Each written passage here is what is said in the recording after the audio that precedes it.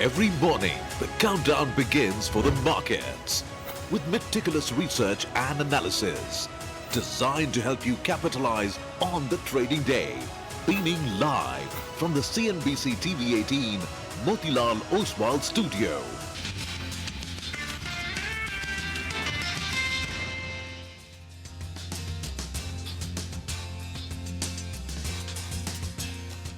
Good morning. You're with us here on a fresh new edition of Bazaar Morning Call. We are coming to you live from the CNBC TV 18 Motilal Oswal studios, coming out of a midweek holiday and, of course, going into the weekend. So it's one of those days, Friday morning. Cues are not looking all that bad. We've got 2 days worth of Wall Street to react to. I'm Prashant, with me, my colleagues Nigel and Survey. Guys, hi, morning. Hi, guys. Morning. I hate to be the party pooper, but it's over. The fun times are over. Now, there's no trading holiday all the way till August, but April was a good one. Well, that's right. And an eye on the cricket as well. IPL, Mumbai Indians, what a comeback. Start off slow, but currently sitting at the top of the table on a winning streak. I like what I saw last night. 1 or 2 now?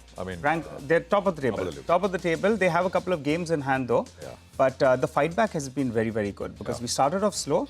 But the way the boys have fought back, and yesterday was decimation of the opposition. So I liked what I saw. A lot of good stuff. By the way, Wall Street also looking up.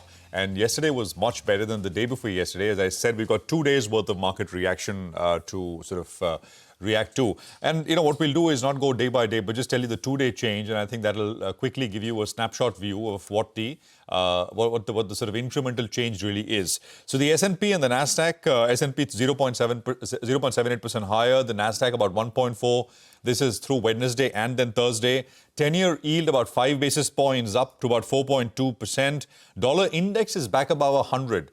And slowly, as interest in U.S. assets is coming back, and so is the interest coming back in dollar. I think last night what we saw, because the majority of the move to push the dollar index above the 100 came through yesterday, it was a bit of a squeeze, especially after the ISM numbers. Oil prices, 4% in the last 2 days, $62 a barrel is around where, actually under 62 is where Brent oil prices are now trading at. And we'll talk more about this. So it's the 8th consecutive day in green for the S&P 500. And we've only had 7 instances of an 8-day rally in the S&P since 2004. So, what we're seeing is, in a small way, kind of historic. Now, ISM manufacturing was the data point last night, which got a lot of attention.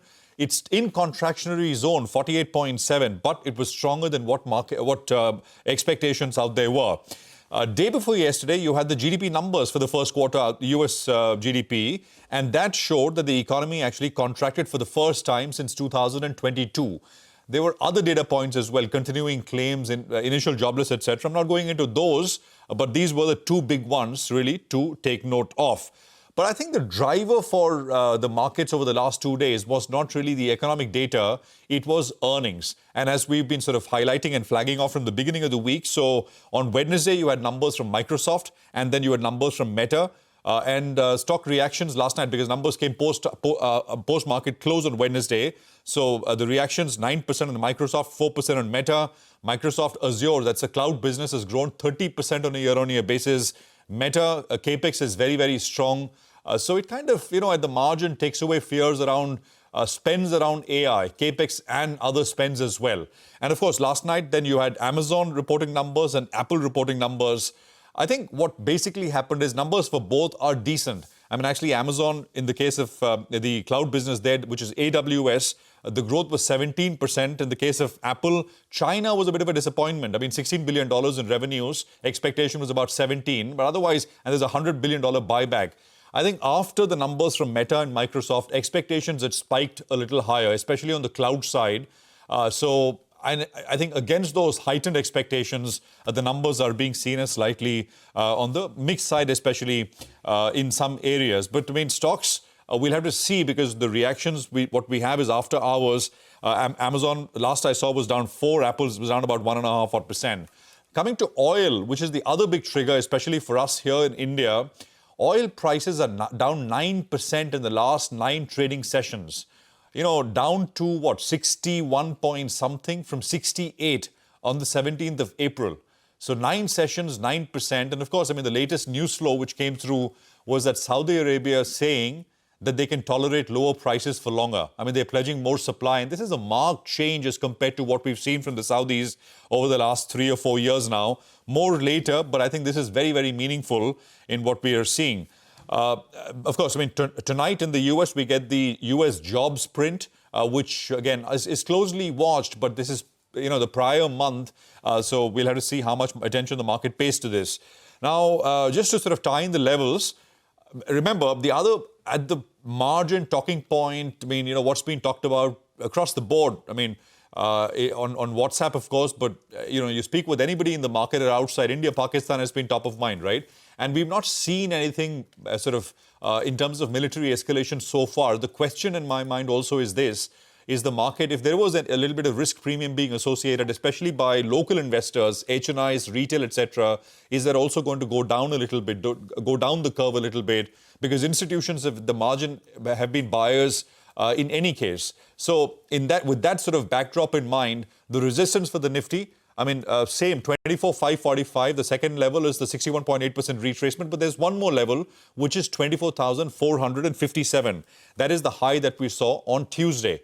So these are the two levels, 100 points apart for the Nifty. Critical support at the 24,080 level for the index. Nifty Bank closed negative for the second straight session. And here, I think we are in a bit of a make or break kind of zone, at least in the near term. Resistance stands at 55,957, which is nothing but Tuesday's high. And then the support for the Nifty comes in at 54,723, which is the low that we saw in the last trading session, which is Wednesday. GIFT Nifty will give you a quick sense of how we are likely to start. It's about 17, 18 points higher. Surbhi. Oh, yes, absolutely. Lots of cues to digest, from earnings here to earnings on Wall Street, and, of course, all the macro data points. So let's quickly talk about this. First of all, let's start looking at the region. And what we're seeing is a fair shade of green, so it's not looking too bad. Most of the markets, including the Hong Kong markets, are up and about. Even the Japanese market is tracking a gain of about 0.5%. Hang Seng is up about 1.5%. So markets looking pretty okay for the time being. Now, on some of these big tech earnings that came out of US, Apple shares actually have been trading down about 4% in after hours. And that's because while the overall numbers were in line with the expectations, the market seems to not quite be satisfied with the services performance of Apple's business. Plus, the company has acknowledged that it's going to be taking a hit because of all this tariff talk. And right now, they see that hit as about $900 million. This is in the June quarter. But beyond that, look at what Mr. Tim Cook is saying. He's saying that there is actually no certainty, and it's too hard to tell. It's very difficult to predict the business beyond June and what the implications could be beyond June with all of this tariff going out. He did, however, mention on that investor call that half of the iPhones that are coming in for the US market, they're actually coming from China. Beg your pardon. They're actually coming from India.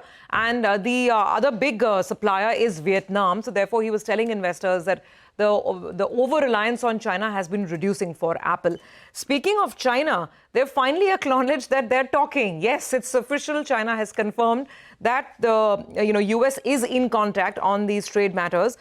China is saying that the US officials have reached out through relevant parties multiple times. And they're saying that they're contemplating how to go forward with these talks. But again, the spokesperson has reiterated that the US should, quote unquote, correct all wrongdoings, which basically means unwind all the unilateral high tariffs that were announced, and then the talks can progress further. So let's see. But at least it's a silver lining, which is why we're seeing that reaction on the Hang Seng as well.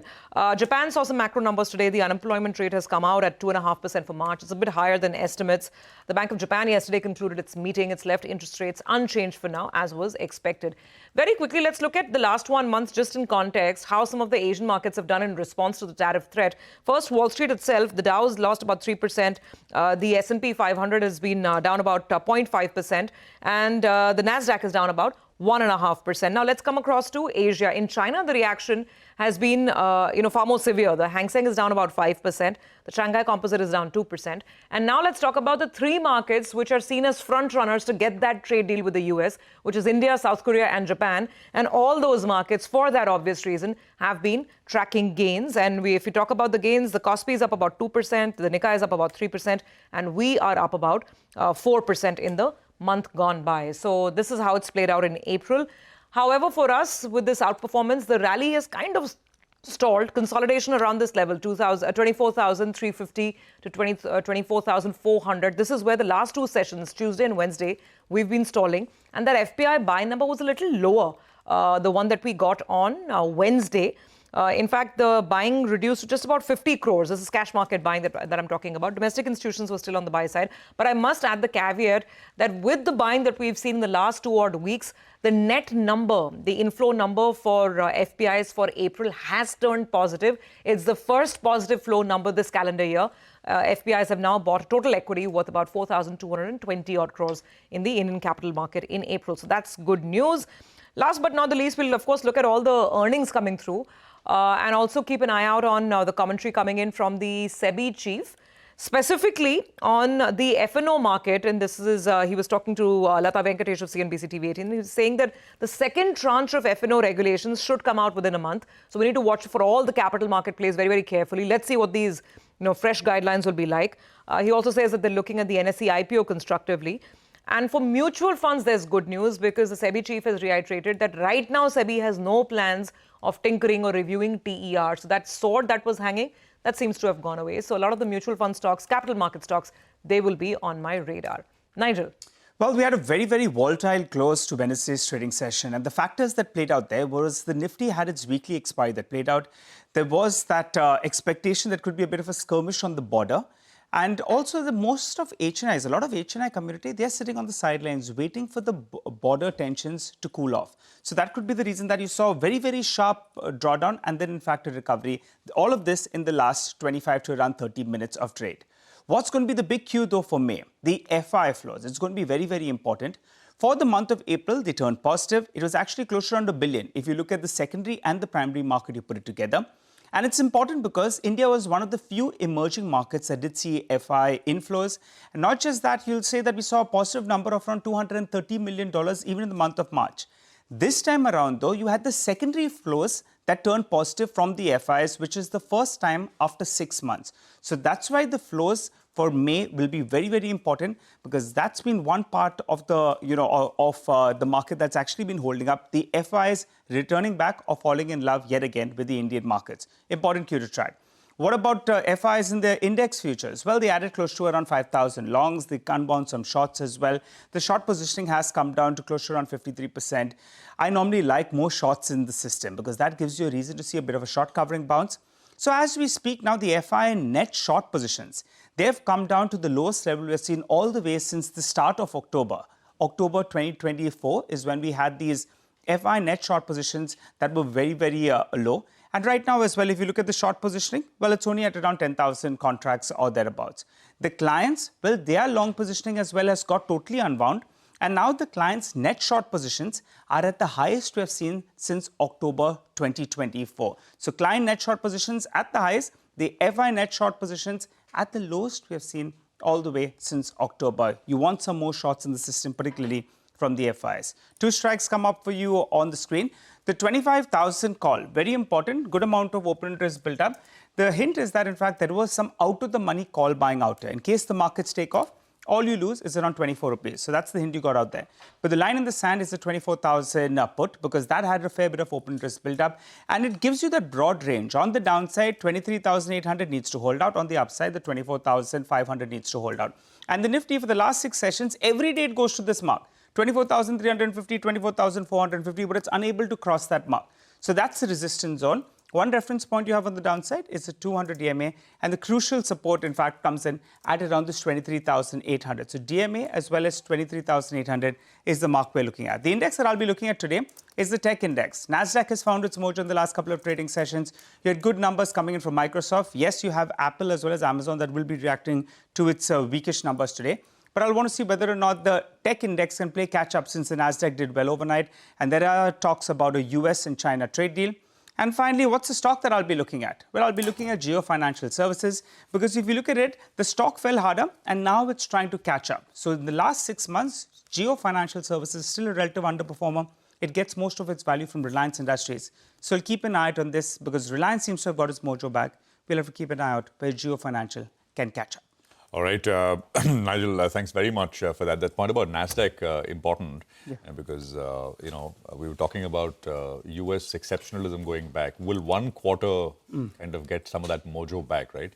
especially around AI spends, etc. And I think on Microsoft, the numbers are good. I think Sonata is one company that gets most of its revenue. 30%, 35% is Microsoft. I think a little bit more. And if you saw in Wednesday's trading session towards the end, the street was trying to build in those expectations. Stock ended high with a gain of close to around 10% or thereabouts. Absolutely.